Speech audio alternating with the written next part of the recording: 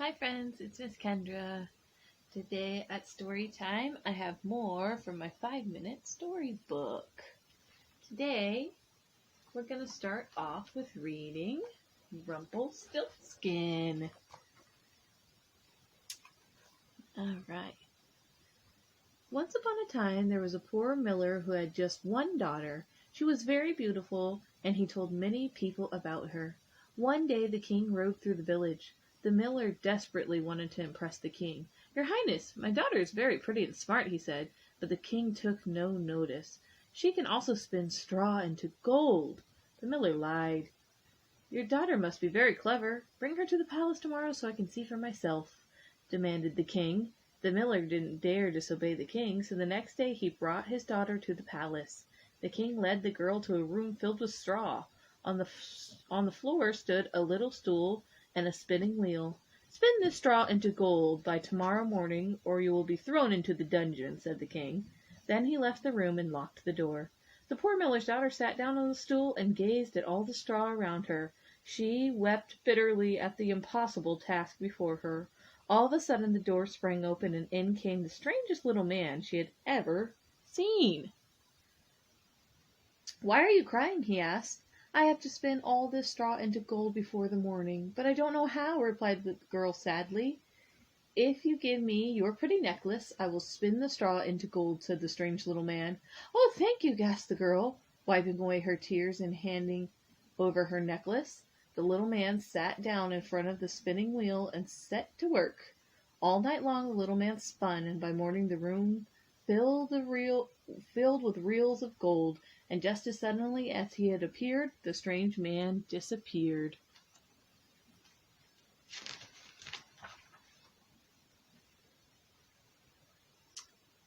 When the king arrived, he was astonished to see so much gold. "You have done very well," he said, "but I wonder if you can do the same thing again." He took the miller's daughter to a much bigger room. It too was filled with straw. "Spin this straw into gold by tomorrow morning, and you will be thrown into the dungeon," said the king, and once more he locked the girl in the room. The miller's daughter was very frightened. The strange little man appeared before her again. "Don't cry," he said. "Give me your shiny ring, and I will spin the straw into gold." She handed over her ring gratefully, and the little man set to work. Once again all the straw was turned into gold. The king wanted to try one more time. "If you can do this again, you shall be my queen," cried the king. The poor miller's daughter wept even more bitterly this time when the king left. "Why are you crying?" said the little man, appearing for the third time. "You know what? I will help you, but I have nothing left to give you," sobbed the little girl. "If you become queen," replied the little man, "you can give me your firstborn child." Oh my goodness. The desperate miller's daughter agreed to the man's request, and once again he spun all the straw into gold. The king was so delighted when he saw all the gold the next day, he kept his promise and married the miller's daughter.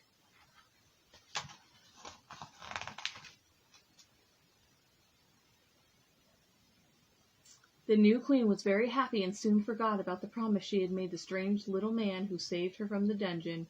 A year later the king and queen had a beautiful baby boy.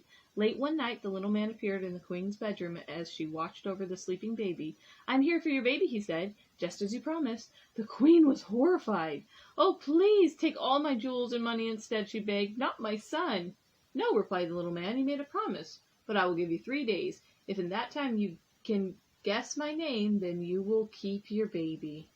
The desperate queen agreed. The next day she sent messengers all over the kingdom to collect the boys' names they could find. That night the strange man appeared again, and the queen read out the names she had gathered, but after each name he just laughed. The next day the queen sent her messenger out to find even more names, and that night she read out the new names when the little man appeared, but once again the queen's guesses were wrong.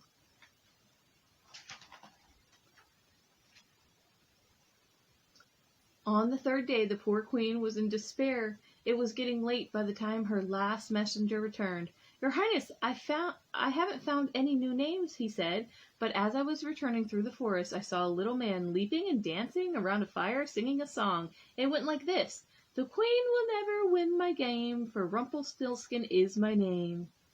The queen was overjoyed when the little man appeared that night, and the queen said, "Are you perhaps called Rumpelstiltskin?"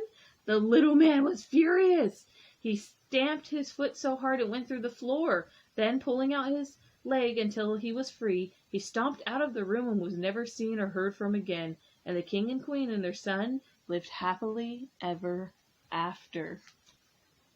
Wasn't that a strange little story? Rumpelstiltskin. Next for story time today, I'm sure some of you might have seen this movie already. It's called Beauty and the Beast. You guys ready to get started on this one? Beauty and the Beast. There was once a rich merchant who had 3 daughters. The youngest daughter had a kind heart, unlike her jealous sisters. She was called Beauty. Everything changed one winter when the merchant lost all his money and was forced to move into a little cottage. The 2 older sisters wept in anger, fearing no one would marry them now. They would stay in bed all day while Beauty rose at 4 each morning and cleaned the cottage and cooked their meals. One day, the merchant received good news. One of his ships had been found, which meant he would have money again. He immediately set off for town. "Bring me back a velvet cape," demanded the eldest sister. "And I'll have a silk gown," added the second sister. "But what about you, Beauty?" asked her father kindly. "Please bring me a rose, father," said Beauty politely. Beauty worried terribly about her father and longed for his safe return, but she knew her sisters would tease her mercilessly if she said this. Sadly, the merchant had been giving the wrong information. It was not his ship that had been found after all. With a heavy heart he rode back, failing to notice the snow falling so thickly. Soon he was lost. He wandered for hours, and when night fell he began to despair. At last he spotted a gold light coming from a great castle.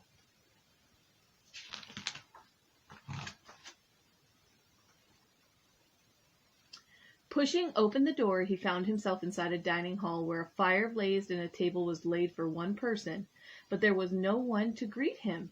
At last he said to himself, I can wait no longer. Surely the kind master will pardon me if I eat alone." After a good night's sleep, the merchant set off. Wending his way through a scented rose garden, he was reminded of Beauty's request. As he broke off a single red rose, there was a thunderous roar, and a hideous creature appeared before him. "So this is how you repay my kindness," snarled the creature. "I saved your life, but you choose to steal the thing I love most? You deserve to die." "Forgive me, lord," begged the merchant. "I only wanted to pluck a rose for my youngest daughter." "Call me Beast," snapped the creature. "I will spare your life if one of your daughters comes to stay with me on her own free will. But if none of them agrees, you must return within 3 months." With a sad heart, the merchant agreed.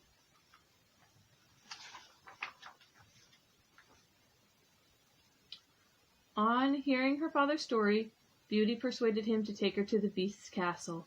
When she arrived, she could hardly dare look at the creature, but Beauty very soon came to realize that he had a good heart. One evening, as he joined her for supper, the Beast asked her, "Do you find me ugly?" For the first time, Beauty looked at his face. "Yes, but you are very kind," she replied honestly. The Beast seemed pleased by her answer and suddenly asked if she would like to be his wife. "No, Beast," she replied simply, and the Beast let out a painful cry.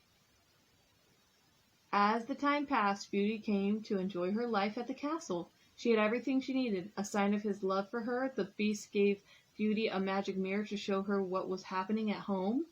One day, as she looked into the mirror, she saw her father was ill.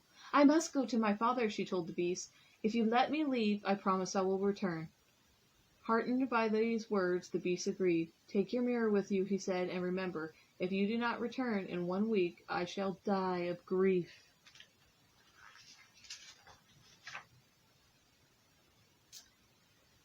Beauty's father was overjoyed to see her, and soon he became well again. The foolish sisters had both married, but were unhappy, so they tricked Beauty into staying longer than the week. One day, when Beauty was looking in her magic mirror, she saw the Beast was ill. She knew she had to return. Arriving back to the castle, she found him close to death. "You broke your promise," the Beast whispered, "and now I must die." "No, no," cried Beauty in anguish, and at that moment she knew she loved him. "I want to be your wife," she pleaded, and as her tears fell on the Beast's face, a bright light dazzled her. Suddenly, standing before her was the most handsome man she had ever set eyes on. "Where's the Beast?" she cried. "I was your Beast," smiled the young man. "By choosing to stay with me and promising to be my wife, you have broken the spell." Beauty and her prince were soon married and lived happily ever after. The end. All right, friends. Thanks for coming to my 5-minute stories over 50 tales today. Today we read Rumpelstiltskin and Beauty and the Beast. Bye, friends. See you soon.